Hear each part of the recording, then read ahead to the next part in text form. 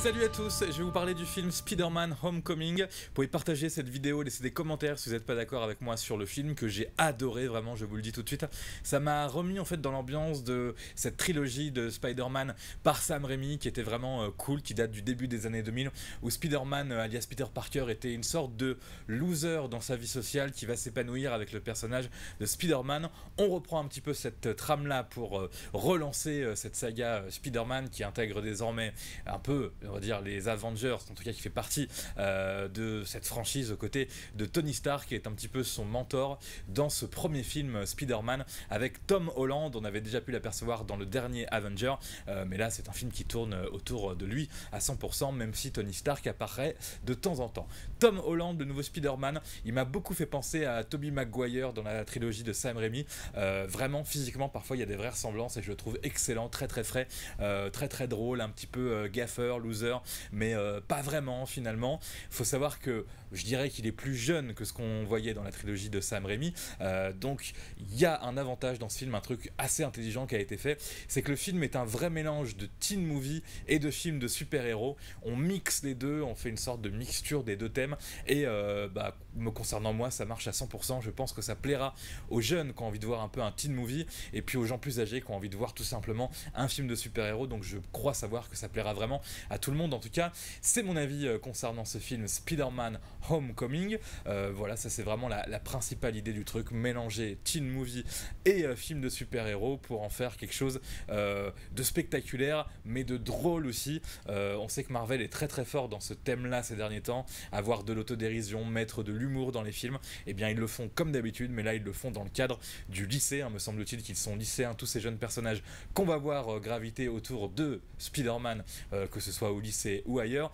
Mention spéciale pour Michael Keaton qui fait le méchant de ce film. Méchant, c'est un grand mot parce que je vais rien dévoiler, mais en fait c'est un méchant beaucoup plus intelligent que ce qu'on a pu voir parfois dans les films de super-héros, où le vilain méchant est le méchant qui veut démolir la terre et faire des trucs incroyables.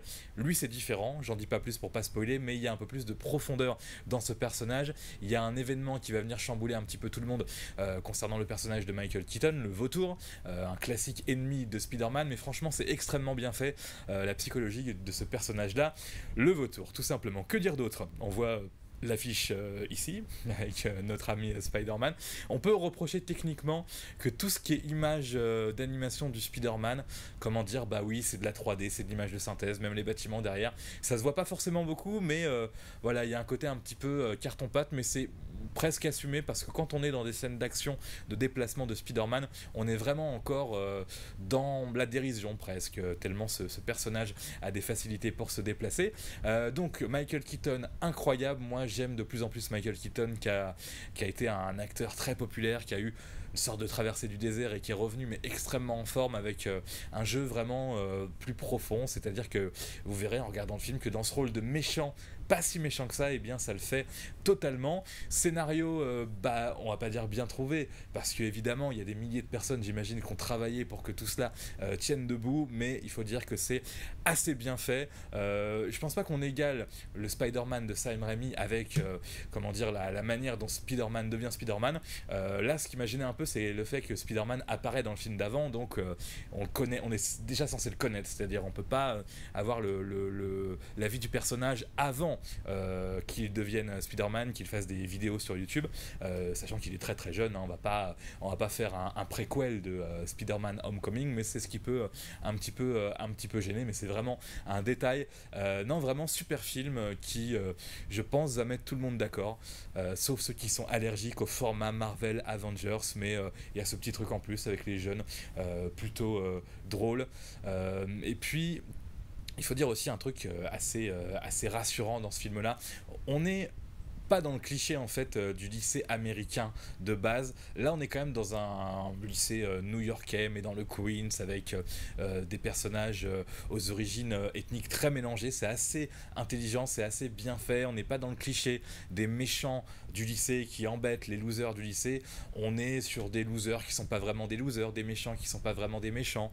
On se moque un petit peu des concours américains de culture générale dans les lycées où ils s'affrontent un petit peu partout. C'est ce qu'on retrouve dans des films un peu des teen movies, mais là c'est moins cliché que d'habitude. On peut dire bravo à Sony et à Marvel pour ce point-là. Et puis non, puis voilà, comme je disais, ça tient la route vraiment au niveau de tout ce qui se passe dans ce film, au niveau comment dire, du scénario concernant notre méchant, notre vilain, qu'est-ce qu'il va faire. Et bien là aussi encore, on n'est pas dans des trucs abusés comme on a pu voir ces derniers temps. Là, on est dans du classique de chez classique et franchement, ça le fait plutôt bien. J'ai vraiment adoré ce film, Spider-Man Homecoming. Donc j'ai dit tout à l'heure, n'hésitez pas à partager cette vidéo, à me laisser un commentaire si vous n'êtes pas d'accord, si j'ai dit une énormité, un truc pas vrai, tout ça, vous me dites aussi. Et puis voilà, je sais pas quoi dire d'autre, ça m'a fait plaisir d'aller voir ce film au cinéma. J'avais pas fait beaucoup de critiques ces derniers temps parce que j'ai vu vraiment mais que de la merde, j'étais dans une sale période, et je parle pas des films que j'aime pas en général, quoique je vais parler d'un film que j'ai pas aimé, histoire de changer un petit peu, mais ça sert à rien de critiquer un film pour dire c'est de la merde, mais en tout cas, ça m'a vraiment fait plaisir, ce Spider-Man Homecoming que je recommande, mais carrément. Allez, salut tout le monde.